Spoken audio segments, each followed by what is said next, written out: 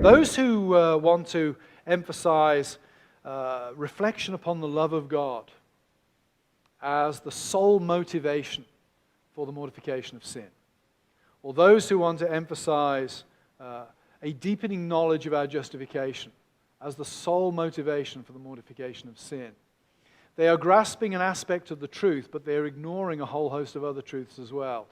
Is our justification a key part of mortification? Absolutely. That's underlying when Paul in Colossians talks about Christ dying and being resurrected. He's talking in Colossians mostly about what Christ has done on our behalf. Our identity is rooted not in what we have intrinsically done, but in what Christ has done for us.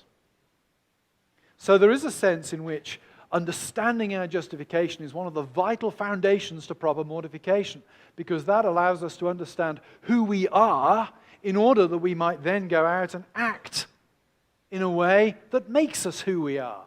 If I could sort of put it in slightly paradoxical terms like that. Is the love of God to be a motivation to our sanctification? Of course. The New Testament talks about the love of God. God so loved the world. The love of God for this world, the love of God for the unlovely, is surely one of the foundations of Christian assurance. Luther in 1518 in the city of Heidelberg presides at a disputation.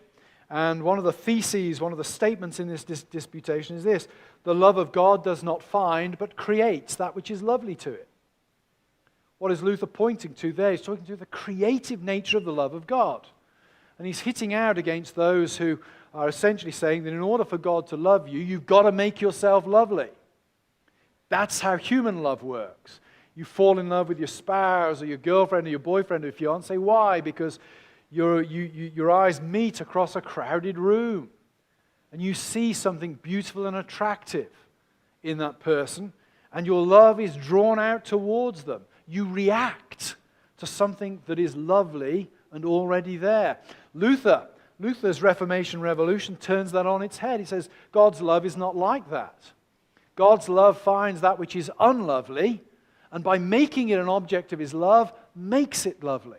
God's declaration, I love you, comes before any loveliness in yourself. It's the foundation of Christian assurance. How can we ever be assured of God's love if it depends upon our intrinsic attractiveness? We can never be assured. And look at how much assurance plays into Paul's understanding of the Christian life. Because God has done this, and because you are in Christ and identified with Christ, therefore go off and do these things. Theologians would say the imperatives of the Christian life for Paul are rooted in the indicatives of the Christian life. The things that are so are the basis for the things we must therefore do, and not the other way around.